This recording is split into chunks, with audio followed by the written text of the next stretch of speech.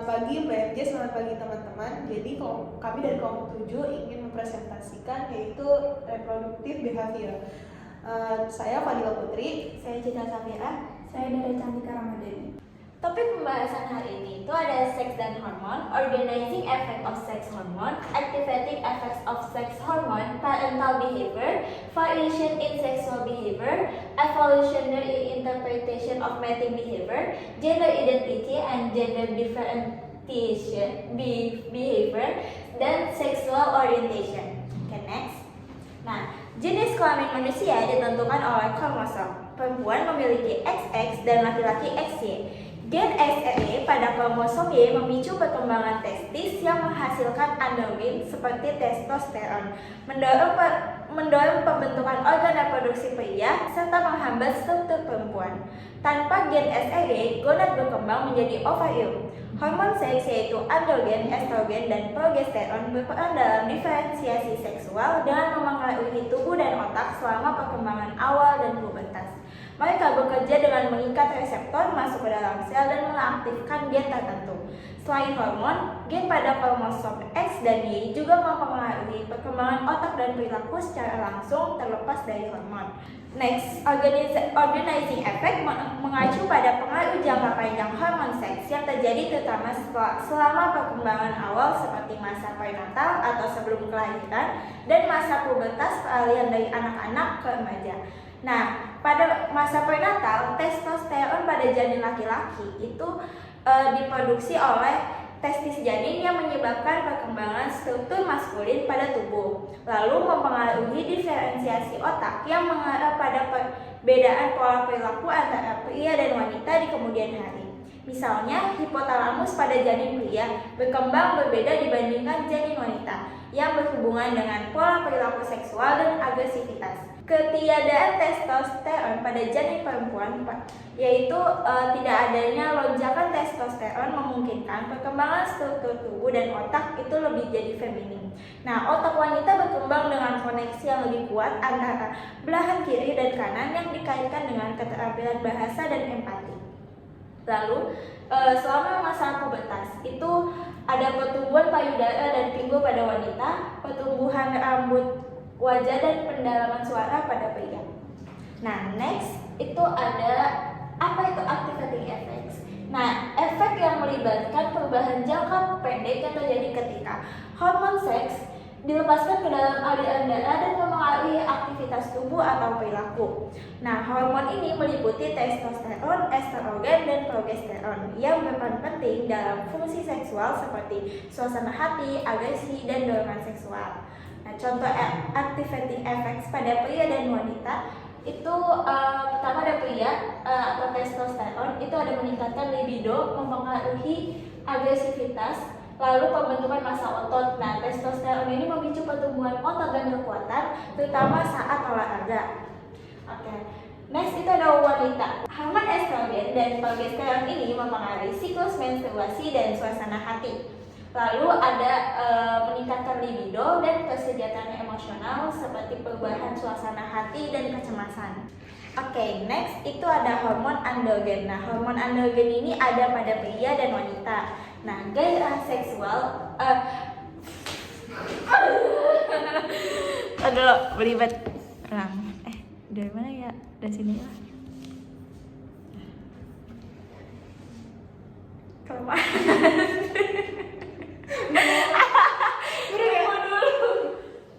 Oke, next selanjutnya itu ada hormon androgen. Nah, hormon androgen ini ada pada pria dan wanita. Hormon ini mempengaruhi gairah seksual juga, seperti meningkatkan libido atau rangsangan seksual pada kedua jenis kelamin. Lalu ada pertumbuhan rambut dan kekuatan otot. Selanjutnya itu ada mekanisme kerja aktivasi hormon. Nah, hormon seks bekerja dengan cara mengikat reseptor spesifik pada sel target, baik pada membran sel atau di dalam inti sel. Hormon steroid seperti estrogen, testosteron, dan progesteron bersifat lipofilik atau larut dalam lemak. Hormon ini dapat dengan mudah melewati membran sel dan mengikat reseptor intraseluler. Setelah terikat, kompleks hormon reseptor ini akan bergerak ke inti sel di mana mereka dapat bertindak sebagai faktor transkripsi yang langsung mempengaruhi ekspresi gen. Hal ini mengakibatkan aktivasi gen yang mengatur pertumbuhan, perkembangan, metabolisme, dan fungsi seluler lainnya. Oke, selanjutnya kita akan membahas yaitu parental behavior. Jadi ketika mamalia itu melahirkan, tubuh mereka itu langsung mengalami perubahan hormon yang membantu mereka itu merawat anak-anaknya dengan baik. Nah, perubahan ini tuh melibat beberapa hormon yang penting. Jadi contoh yang pertama itu kayak ada oksitosin, prolaktin, dan vasopressin. Nah, setelah melahirkan itu oksitosin dan prolaktin itu mulai berperan. Kayak oksitosin itu sering disebut juga tuh hormon cinta karena dia itu bisa memperkuat ikatan antara ibu dan anaknya. Sedangkan prolaktin itu biasanya memicu produksi ASI serta menurunkan sensitivitas ibu terhadap hormon leptin. Ya, ini hormon leptin itu tuh berpengaruh untuk mengatur rasa lapar.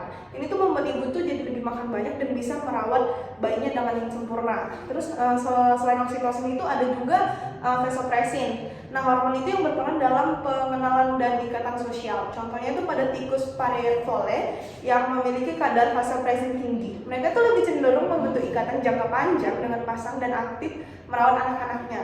Berbeda dengan tikus medovole, yaitu kadar vasopressinnya itu lebih rendah. Jadi itu mereka nggak peduli tuh pada anak-anak atau pasangannya.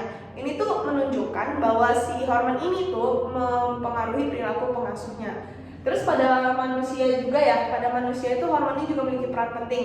Namun pengalaman dan interaksi sehari-hari itu sama anaknya itu penting juga dalam membentuk perilaku keibuan atau keayahan. Jadi selama kehamilan hingga setelah melahirkan, otak ibu itu mengalami perubahan terutama pada area yang terkait dengan emosi dan motivasi seperti amigdala. Nah, area otak yang bertanggung jawab atas emosi positif ini kayak cinta dan kedekatan itu tuh akan berkembang lebih besar. Ini tuh membantu ibu itu lebih terikat secara emosional kepada si anaknya. Jadi nggak hanya si ibu tapi ayah juga berperan penting kan. Hormonnya itu juga bisa sama kayak si ibu, apalagi kalau misalnya ayah dan ibu itu memiliki keterikatan yang sangat kuat tuh.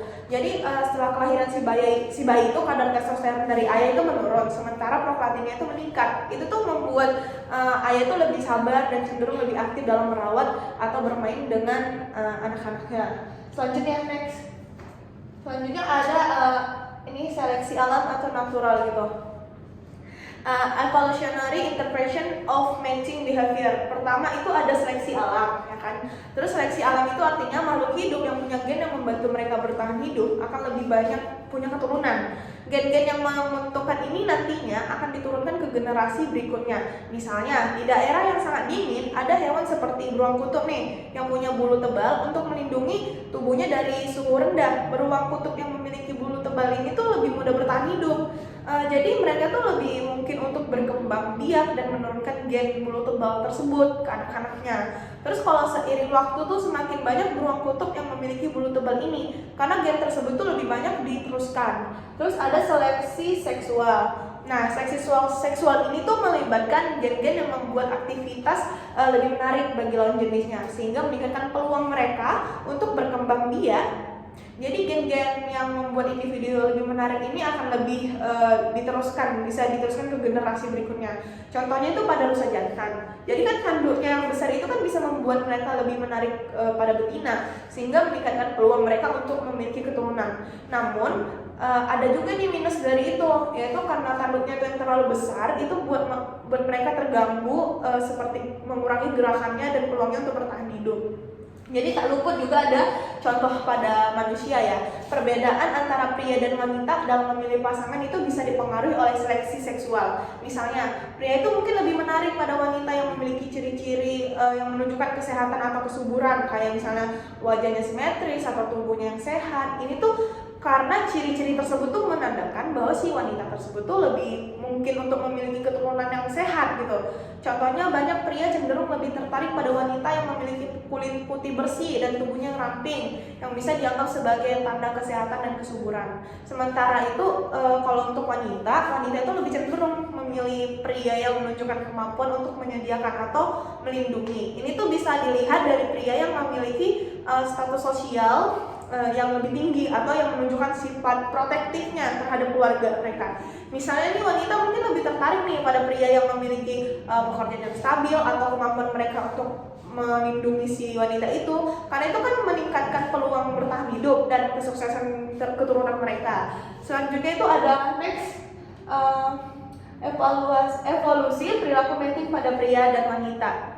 Nah, jadi itu kita akan mengeksplorasi bagaimana nih psikologi evolusi pada dapat menjelaskan perilaku mating ini yang berbeda antara pria dan wanita. Perilaku ini tuh mulai dari preferensi pasangannya itu sehingga kecemburuan dipengaruhi oleh predisposisi genetik dan faktor budayanya. Contohnya, kenapa ya zaman sekarang tuh banyak pria itu mencari pasangannya? Kayak di Indonesia kan banyak sekali ya kasus poligami. Dan dari sudut pandang evolusi ini, hal ini tuh masuk akal karena memiliki banyak anak dengan wanita yang berbeda meningkatkan peluang mereka tuh untuk menyebarkan gen mereka. Tetapi di sisi lain wanita menganggap untuk mencari pasangan lain ini jika mereka membutuhkan bantuan merawat anak-anak atau jika pasangannya itu yang nggak bisa punya keturunan gitu.